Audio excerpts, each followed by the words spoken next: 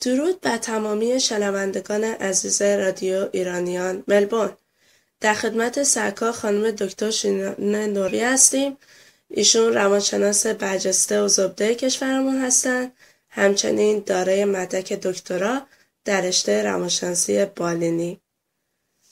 خانم دکتر، پیش از اینکه صحبتمون رو در مورد مبحث روانشناسی شروع کنیم، میخواستم خواهش بکنم در مورد سمینارتون توضیحاتی بفرمایید.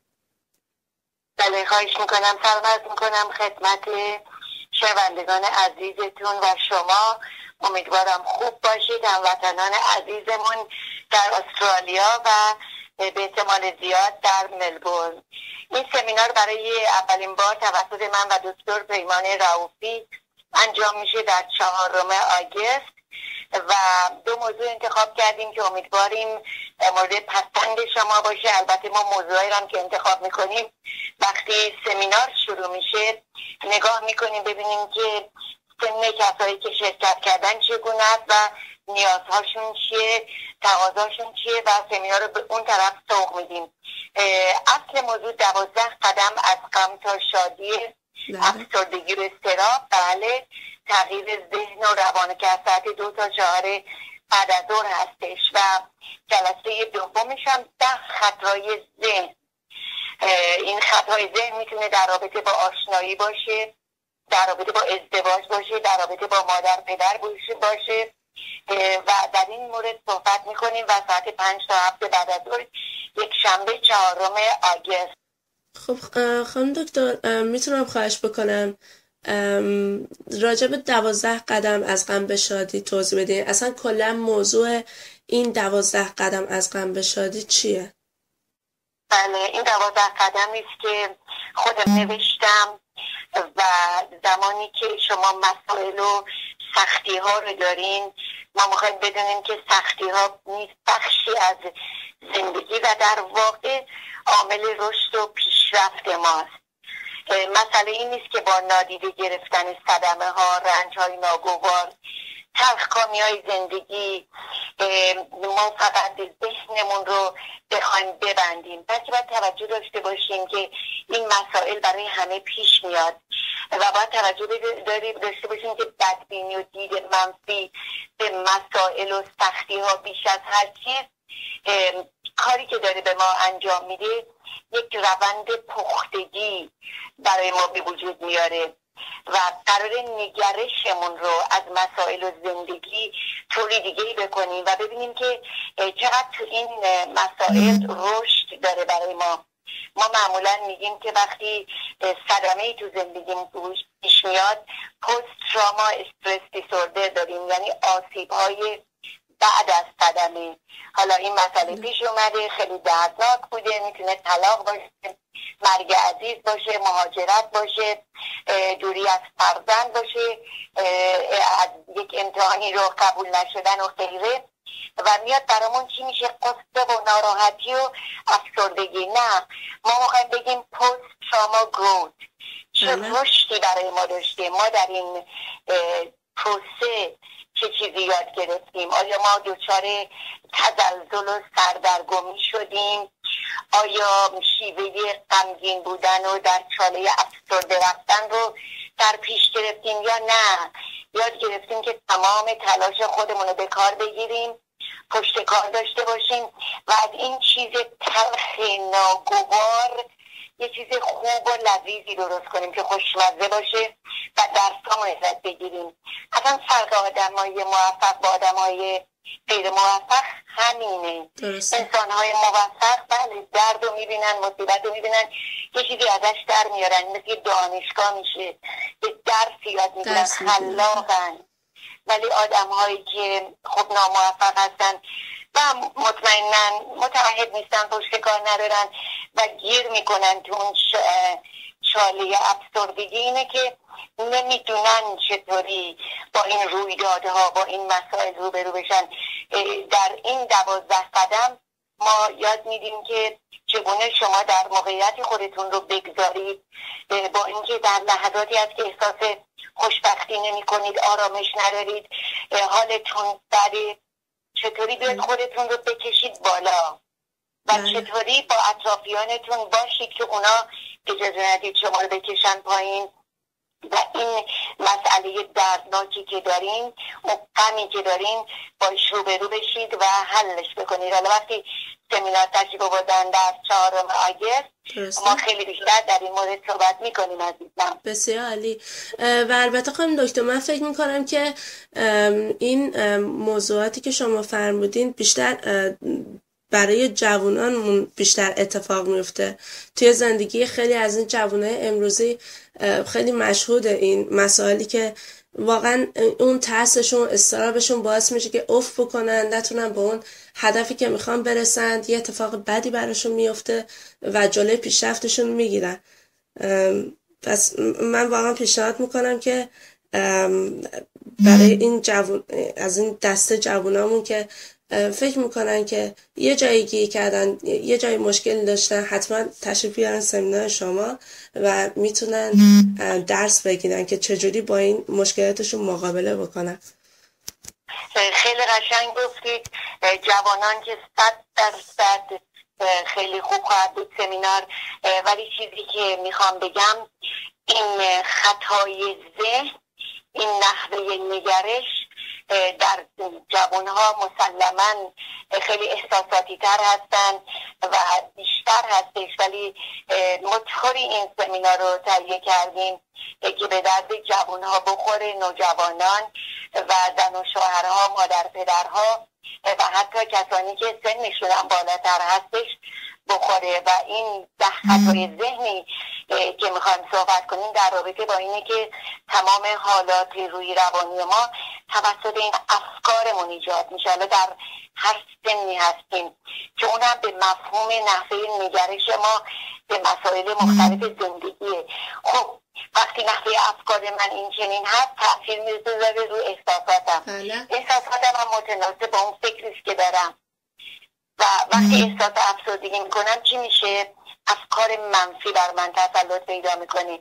خب تحقیقات هم ثابت شده که افکار منفی باعث ناراحتی میشه و اون تحریفاتی داره که کاملا غیر منطقیه و همین افکار تحریف شده پایه افسردگی ماست.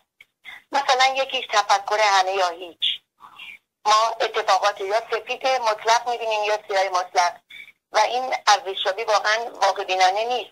ما راجع به این علائم و این خطاهای ذهنمون بخوایم صحبت کنیم در روز 4 آگست. بله. و سوال دیگه که فکر میکنم واسه خیلی از این شنوندگان پیش بیاد این باشه که این سمینار به زبون فارسی هستش یا انگلیسی یا هر دو؟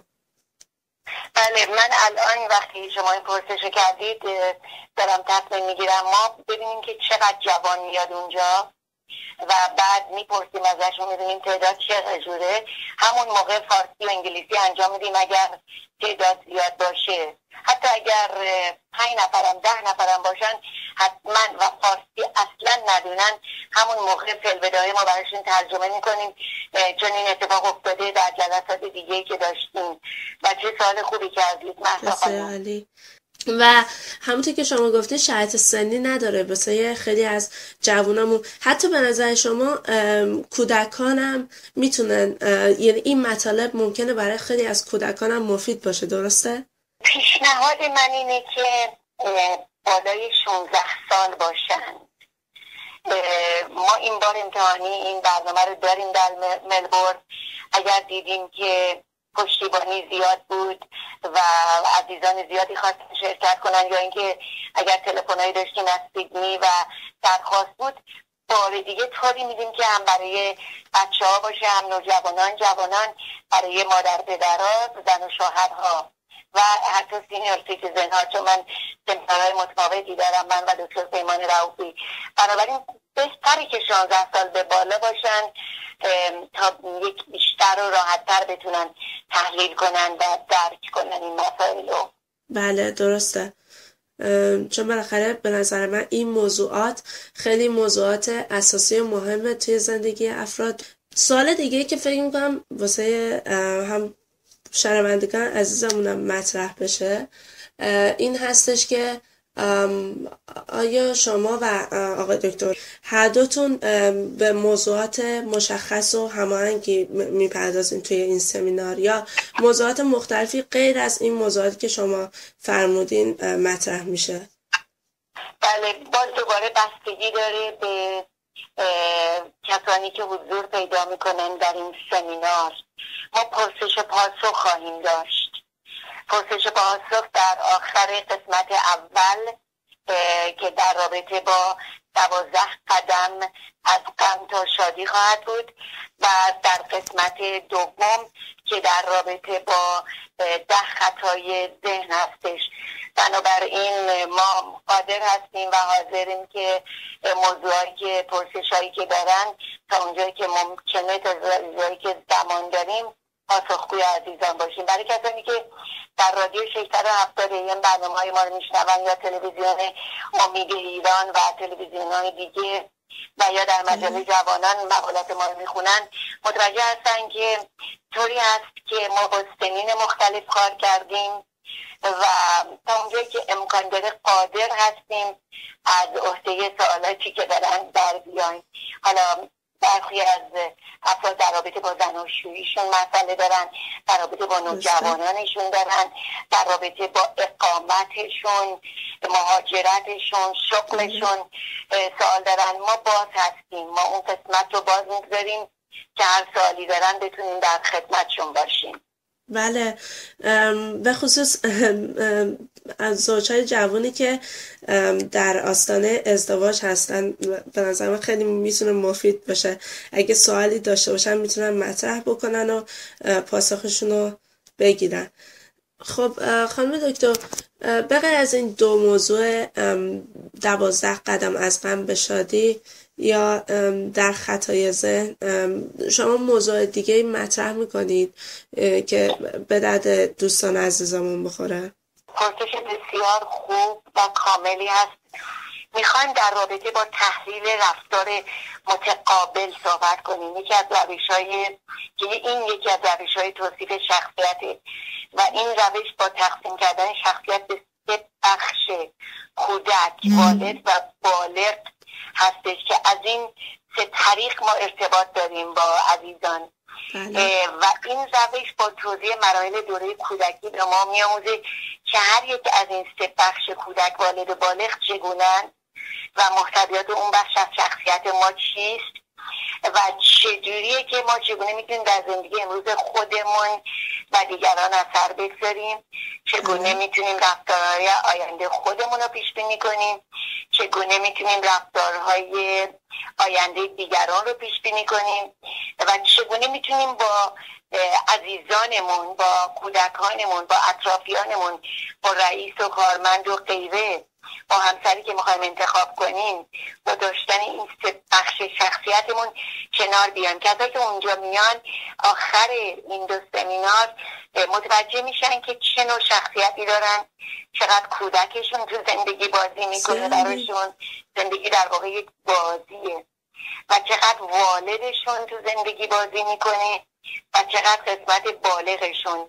و بعد برای اینکه میخوان یک رابطه صمیمانه با اطرافیانشون ایجاد کنن، چه عواملی باعث میشه که بهترین رابطه رو داشته باشن. اگر کودکی سر به هوا دارن، اگر بالغی موفق دارن و یه والدی بکن نکن دارن، اینا چگونه بتونن اداره کنن این 3 تا رو که با افراد متفاوتی که در تماس هستن بتونن یک رابطه صمیمی و سالم و خوب داشته باشن و شاد و خوشحال باشن. بنابراین این قسمت خیلی فانه، خیلی جالبه و حتما ما از که مدعوین هم خواهش میکنیم که خودشون بیان یه چیزایی رو با ما در میان بگذارن و این حالات نفسانی والد و حالات نفسانی کودک و حالات نفسانی بالغ خودشون رو ببینن و خیلی به حالت شاد و خوب و آموزنده است این قسمت. بله، این قسمت میتونه همیشه براشون یه خاطره خوبی داشته باشه و وقتی از سمینار میرن بیرون خودشون رو بشناسن و اون کسایی هم که با ایشون در مراقبه هستن عزیزم. قطعا همینطوره. خیلی ممنون از مصاحبه بسیار جالبتون و حتما این مصاحبه رو دوستان میشنون. تقاضا میکنیم چون جا محدوده، ما برای بار اول این برنامه رو گذاشتیم، نمیدونیم اصلا چه خبره، چطوریه، آشنایی نداریم، جای خودشون رو رزرو کنن هرچه زودتر. بله، ممنون از اینکه ساعت گذاشتین تا با هم مصاحبه ای رو داشته باشیم. با امید دیدار هرچه زودتر شما در ملبورن خانم دکتر نوروی. و من هم روز شماری میکنم تا عزیزانم رو در شهر زیبای ملبورن ببینم. ما هم آرزومند دیدار شما هستیم. خدا نگهدار و سپاسگزارم. خدا نگهدار خانم دکتر.